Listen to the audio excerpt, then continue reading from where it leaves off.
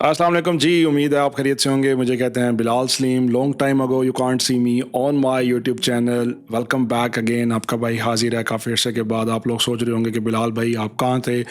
आप लोगों को आज इस वीडियो में बताऊंगा मैं कहाँ पर हूँ, क्या कर रहा हूँ। और आज का जो वीडियो का टॉपिक है, what are the challenges in real estate sector in Pakistan, और हम इसे किस तरह कोप आउट कर सकते हैं, क्या क्या किस तरह का इन्वायरमेंट बना सकते हैं ताकि ओवरसीज़ जो क्लाइंट है उनका एतमाद फिर दोबारा बहाल हो और वो इन्वेस्ट कर सकें पाकिस्तान के अंदर। So let's start with the journey. Thank you so much, आप लोगों ने सपोर्ट किया इंटायर जर्नी में।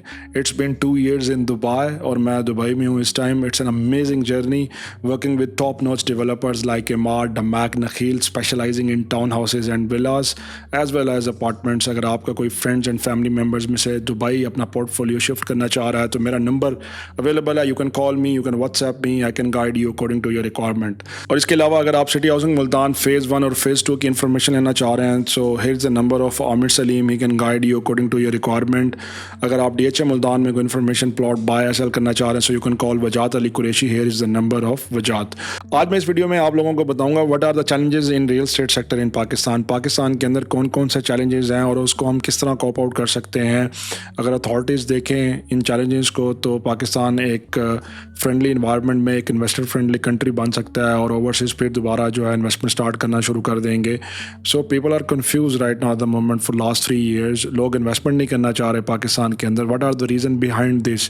अगर आप लोगों को पता हो कि रियल एस्टेट सेक्टर जो है किसी भी कंट्री के लिए कॉर्नर स्टोन होता है, उसकी इकोनॉमी के लिए एम्प्लॉयमेंट क्रिएट होती हैं, इन्वेस्टमेंट अपॉर्चुनिटीज़ क्रिएट होती हैं। और इस टाइम अगर आप दुबई के अंदर देखें, people from all over the globe they are investing in Dubai. Why? Because Dubai is safe, safety है, सिक्योरिटी है, इन्वेस्टर फ्रेंडली इन्वायरमेंट क्रिएट किया हुआ है। People are investing in Dubai from last 4 to 5 years। Aggressively जो है वो अपना invest कर रहे हैं, उनकी पॉपुलेशन भी इंक्रीज़ हो रही है।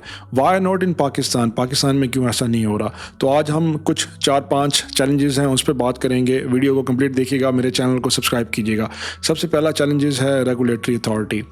अगर हम बात करें रेगुलेटरी अथॉरिटी की तो इस टाइम पाकिस्तान के अंदर रेगुलेटरी अथॉरिटीज़ तो हैं लेकिन वो सिर्फ बिग डेवलपर्स के लिए हैं, लेकिन जो इन्वेस्टर्स हैं, बायर्स हैं, उनके लिए नहीं है। As vice versa in Dubai अगर आप देखें तो यहाँ पर प्रोटेक्शन है इन्वेस्टर्स के लिए और उन बायर्स के लिए जो लोग दुबई के अंदर इन्वेस्टमेंट करते हैं। एग्जांपल ले लेते हैं। For example in Dubai there is a RERA, real estate regulatory authority. इसका क्या काम होता है? फॉर एग्ज़ाम्पल मैं एक डेवलपर हूँ, मैं एक बिल्डिंग बनाना चाह रहा हूँ दुबई के अंदर। तो फर्स्ट ऑफ़ ऑल ये रेगुलेटरी अथॉरिटी चेक करती है कि आइदर ये जो बिल्डर है, ये डेवलपर है, क्या ये लैंड इसके नाम पे मौजूद है या नहीं है।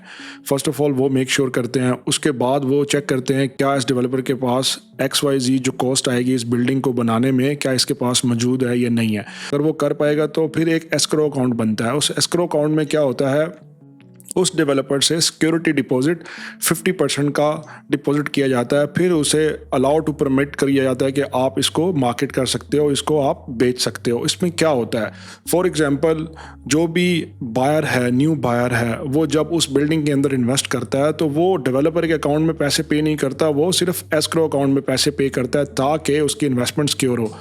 अगर लेट्स सपोज कल वो डेवलपर भाग जाता है तो वो जो रीरा है, जो एस्क्रो अकाउंट है, उसमें से जो फंड्स अवेलेबल होंगे वो बिल्डिंग कंप्लीट होगी और उस टाइम फ्रेम के ऊपर। लेट्स सपोज अगर उस डेवलपर ने 3.5 years दिए हुए हैं तो उस 3.5 years में वो बिल्डिंग कंप्लीट करेगा। So that's how it's work. People are investing and making money in Dubai. Vice versa in Pakistan अगर आप देख लें कोई रेगुलेटरी अथॉरिटी नहीं है। बनाई जा सकती है, क्यों नहीं बनाई जा सकती? फॉर एग्जाम्पल अगर आप प्राइमरी सिटीज़ को देखें, Karachi, Islamabad, Lahore, secondary cities like Sialkot, Multan, Gujranwala, Faisalabad. मैं एग्जांपल लेता हूँ because I belongs to Multan. आप MRERA के नाम से एक अथॉरिटी बना दें, Multan real estate regulatory authority. इसी तरह LRERA के नाम से Lahore real estate regulatory authority. इसी तरह कराची, इसी तरह इस्लामाबाद, तमाम मेजर सिटीज़ में वो एक बॉडी बन जाए और वो जितने भी डेवलपर्स हैं जितने भी ब्रोकर्स हैं उन सबको रजिस्टर्ड कर लें। अब पाकिस्तान में क्या होता है, जितने भी बायर्स हैं बेचारे वो डेवलपर के अकाउंट में पैसे पे करते हैं और उन्हें 3 साल का कहा होता है और बिल्डिंग 5-5 6-6 साल लग जाते हैं, बिल्डिंग उनको डिलीवर नहीं होती। इस तरह से क्या होता है, इन्वेस्टर्स का कॉन्फिडेंस लूज़ हो जाता है और वो पाकिस्तान में इन्वेस्टमेंट करने से कुतराता है।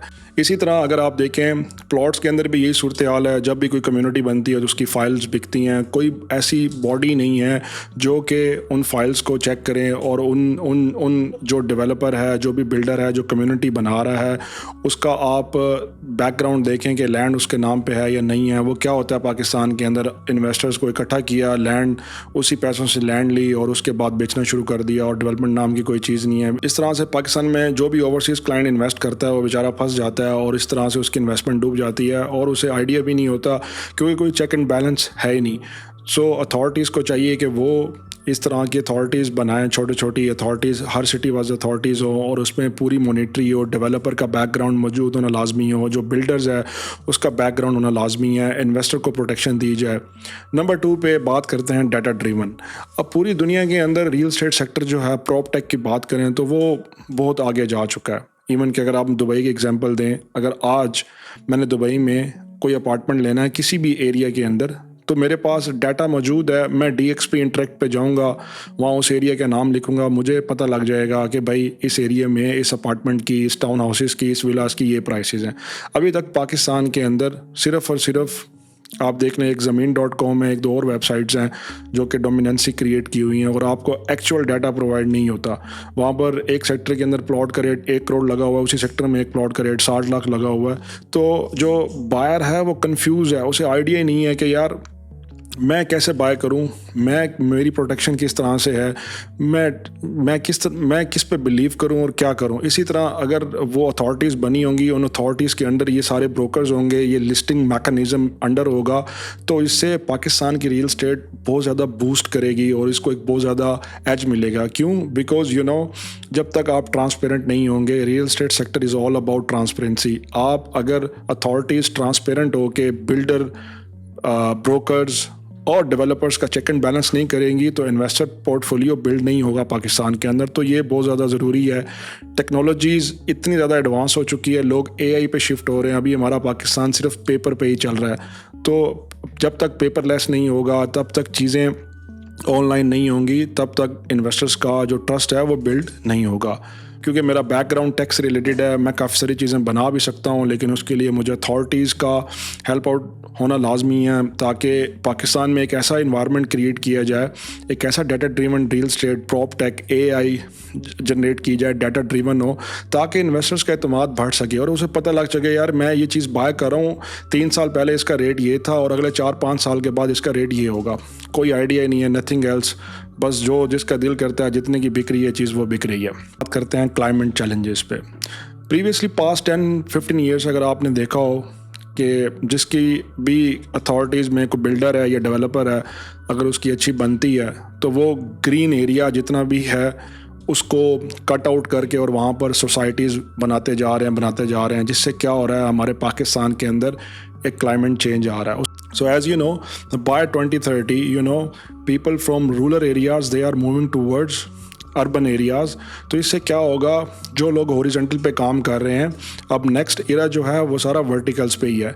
अगर और मज़ीद जो है हमारे पाकिस्तान के अंदर इन ग्रीन स्पेसेस को ख़त्म कर दिया जाएगा तो मज़ीद डेविस्टेटिंग होगा अगले 5-7 सालों के अंदर। तो जब तक इस पर गौर व फिक्र नहीं होगा तो आप देखेंगे कि ये भी एक बहुत बड़ा चैलेंज है, इसको भी कोप आउट करना चाहिए। मज़ीद ग्रीन स्पेसेस को वैसे रहने देना चाहिए और ग्रीन इन्वायरमेंट क्रिएट होने चाहिए और वर्टिकल की तरफ जाना चाहिए विद द ग्रीन इन्वायरमेंट, ताकि more greenery give you a more greener lifestyle. ठीक है, एक तो ये चैलेंजेस है। नंबर 4 पे हम बात करते हैं VN। पूरी दुनिया में आप किसी भी जगह पे चले जाएं, वो VNs और गोल्स पे काम करते हैं। दुबई के अंदर 2033 VN है। अब उस VN में क्या है, they are going to double the population of Dubai.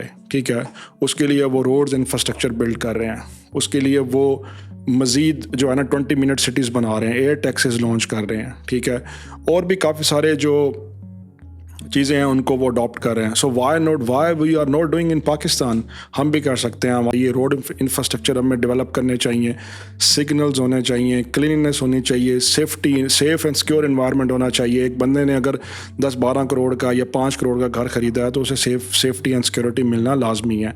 Even though हमारे पाकिस्तान के अंदर कमर्शलाइजेशन के अंदर, हॉस्पिटैलिटी के अंदर बहुत ज़्यादा पोटेंशियल है।